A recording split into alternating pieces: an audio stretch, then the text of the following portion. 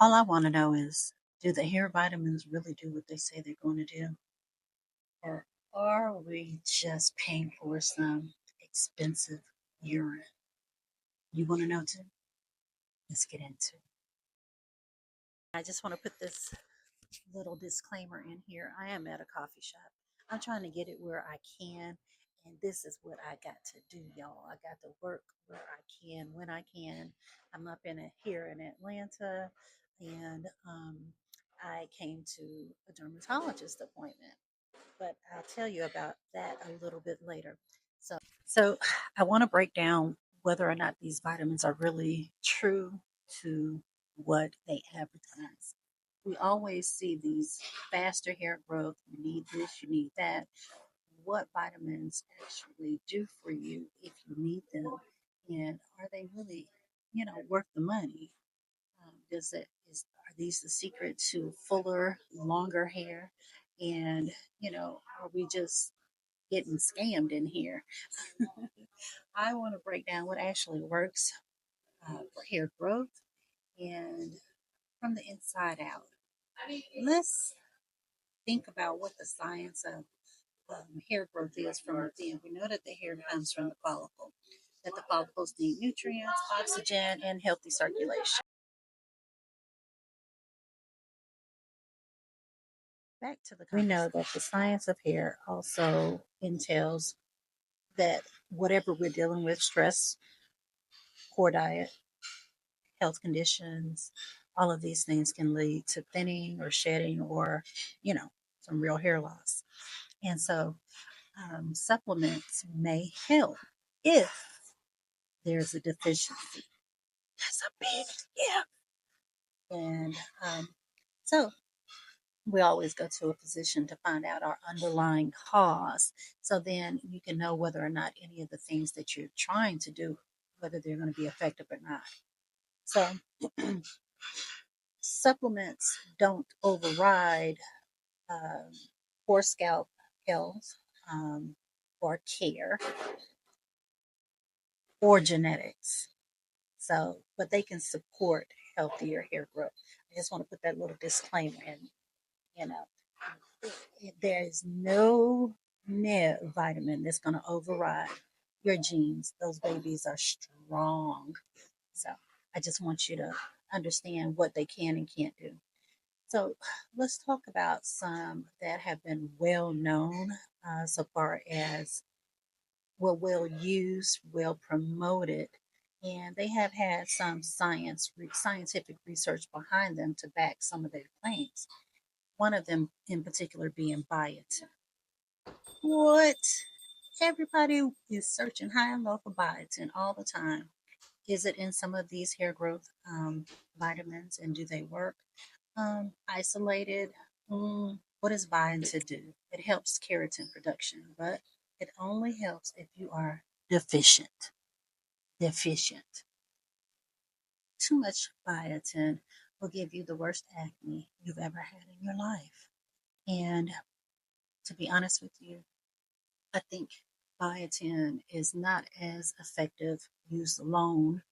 Uh, I just typically haven't seen much results from. So the vitamin D, we all know about that. That's linked to hair loss, especially when it's deficient, thinning, shedding. It's a whole host of physical issues that you can have when you are deficient in vitamin D. Zinc. I don't know if this is talked about enough, but it definitely supports follicle health. Um, you need at least about 8 to 27 milligrams of zinc for it to be effective. Now, you can overthink yourself now because sometimes people think that a little is good and a lot is better. And that is simply the furthest thing from the truth. You see that? Yeah. I've been taking this bad boy. It provides the amino acids that support the hair structure. And I just pop this in my coffee. I pop this in a smoothie, whatever it is that I want to pop it in because it has no taste to it. and there are 9 grams of protein. So if you want to increase your macros, this my black girl vitamins is one of the ones that I love. I love it um, because I definitely have seen the results of it. I'm not one to talk about things that, just to promote them. My nails stay in water and they they break at the sign. If you look at them too hard, they're breaking. And so I feel a difference in the strength of my nails. Really do feel like it's effective. Now let's talking about MSM, methyl sulfonyl methane. I jacked that whole name. MSM, methyl sulfonyl methane. Look it up. Okay, this particular vitamin is, or supplement rather, it may lengthen the growth phase, the anagen phase. And who doesn't want that? Anagen is typically 2 to 6 years. Who needs more growth phase? Okay, so that's one of the ones that can also help in that particular aspect.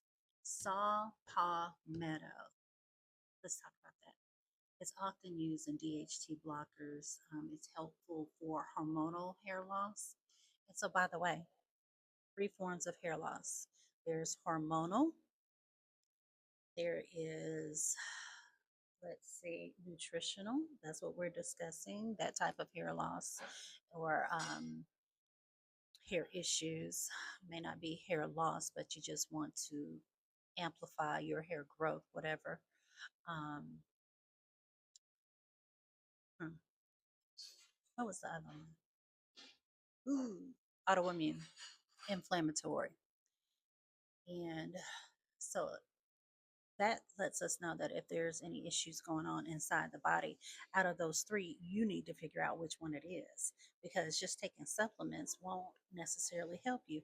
If you are deficient um, nutritionally, then yes. If you got a hormone issue or you've got inflammation, any of those things, these are not going to be your cup of tea.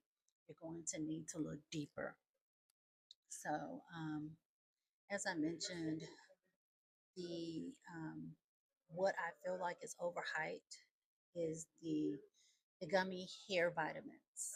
Generally speaking, I would not promote them generally, but I did find one that wasn't full of sugar and one that had what I feel like and what I've researched to be an effective dose level of whatever it is supposed to be in it.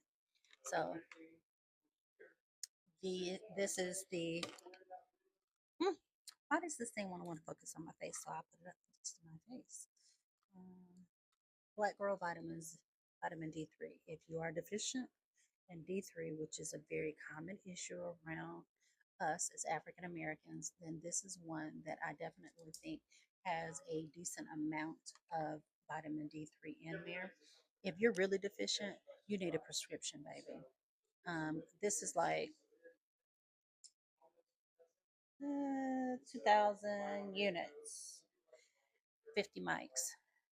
If you're really deficient, your doctor will prescribe you one that probably is more like 50,000 units, and you'll take that once a week. And you can tell these are about empty, baby. So these are things that I'm actually taking. So I have tried the Black Girl vitamins, hair, skin, and nails. And I looked at the vitamins, the actual effectiveness, what were the dosage levels of like the vitamin A, vitamin C, the vitamin D, vitamin E. If they really were at and they got vitamin B12 in here, and it does have some biotin. It's got about 6,000 mics of biotin, and it has zinc in here. So it's a good combination of vitamins in here. So this one, and it also has some collagen, 12 milligrams, very low in sugar. And these are things that I would definitely put on repeat because I've had some very fast hair growth, if you hadn't noticed. I'm just losing a few hairs in a certain areas that just want to act up and won't let me be great. But other than that, your girl's hair is growing, and it grows pretty fast. Now let's talk about um, what I mentioned before, the saw palmetto. I have found that in this right here. Booyah, booyah. Focus, focus, focus, focus, people. This DHT blocker. This is advanced trichology. I have found that this right here has some great ingredients. Starting off with zinc, 15 milligrams. And you know, DHT is a hormone we want to block, especially as we get older, because when you're in that Perry likes to suck all your little estrogen out and bring the testosterone in. And you know what leads to male pattern or female pattern baldness, androgenic alopecia. Let me make sure I'm pronouncing it right. But we don't want none of that. So we can do all we can to, you know, block it. Block it. So if you have hormonal loss, if you are recovering from stress, illness, postpartum, you go ahead and put these on board. In your 8th and 9th month, if your doctor says it's okay, go ahead, get it on board, because you know it's going to happen. Uh, what we waiting on? You know, we don't wait till the hair falls out. Let us be proactive in preserving what we can. You know, and this is not an exclusive list. These are just some things that I've been using, that I've been seeing some effectiveness with. I'm going to keep you on my own hair journey right now. We really have to think about where our bodies operate best, and that's usually from the inside out. So what we feed our bodies um, is probably the better option than relying solely on supplements. And I think our hair will thank us when we eat better, um, feed ourselves good, high nutrients. That's essential for hair growth. But I wanted to circle back around to something, and I just want to keep it really serious for this hair loss or thinning or any type of issues like that. It's not particularly funny. It's not funny for me, because you're trying to figure this out. You know, and nutritional hair loss is probably one of those things that people overlook quite a bit. Um, and so that's why when I consult with my clients, I'm very thorough. I ask them to get all the lab work, things that I can look at to see, okay, this is what you need to do. This is what you need to ask for. These are questions that you need to ask for your dermatologist. And I am doing my best to vet a dermatologist for us, look like us, for us, about us, and that does the work that needs to be done for us, because I'm seeing higher and higher percentages of hair loss in us, and it's not necessarily traction alopecia. It's one of the three um, forms of hair loss that I discussed earlier.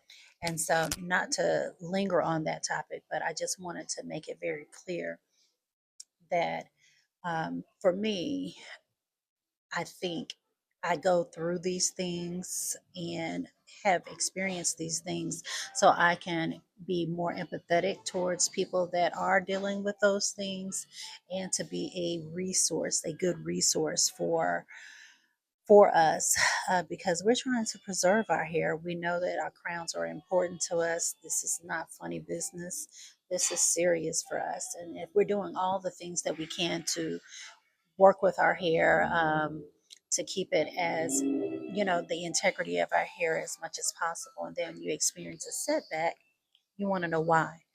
You know, especially if you're spending good money with a service provider such as myself, and then your hair is not doing the things that it's supposed to do. It's not my job to continue to just style you without taking a step back and reassessing the situation. And if you've been doing X, Y, Z, A, B, C, then we need to do the process of elimination. And then we need to book an appointment with the dermatologist, and not just anyone. We want to vet a good one, and that's why I'm trying to do the legwork for you all. And not that she can see anybody and everybody, but just the mere fact that then I can receive information and I can bring it to you all as well. Um, and so you can know how to vet your own dermatologist, which one is worth your coins and your time and your effort.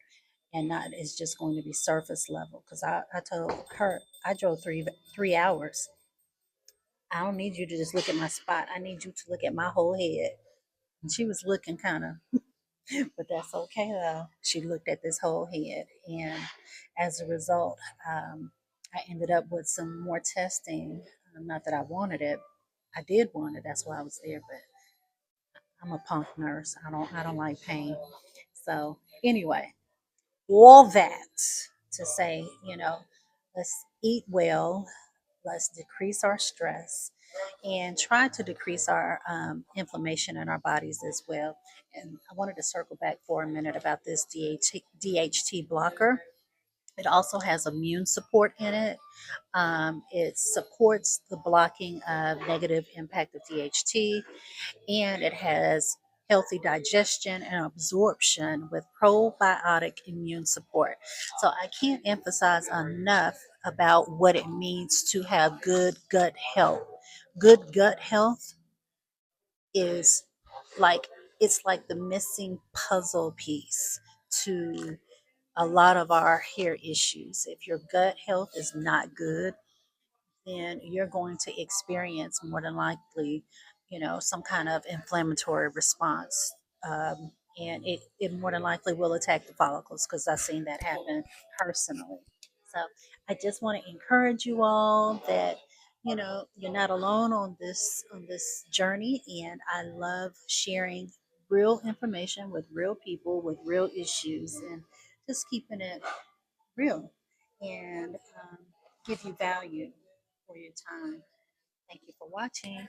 And if you enjoyed this, if this is something that has been an aha moment for you, if you have gone through some of this and you have something that you'd like to share, leave it in the comments, because what I have found about the community that I'm creating is that we don't mind sharing over here, from your latest gel combo, for your wash and go, to whatever it is that is helping you deal with whatever it is that you're dealing with. Um, each one help one. And so it's a safe space. And if you have something negative to say, I'm for it. I'm here. Let me hear it. And other than that, I'll say thank you so much for sharing that negative comment. Y'all have a good one. Oh, don't forget to subscribe for more no fluff hair science. Yeah, because that's what we're doing over here. We're having fun. I'm gonna throw in some other stuff, but I just want you guys to get what the good stuff too.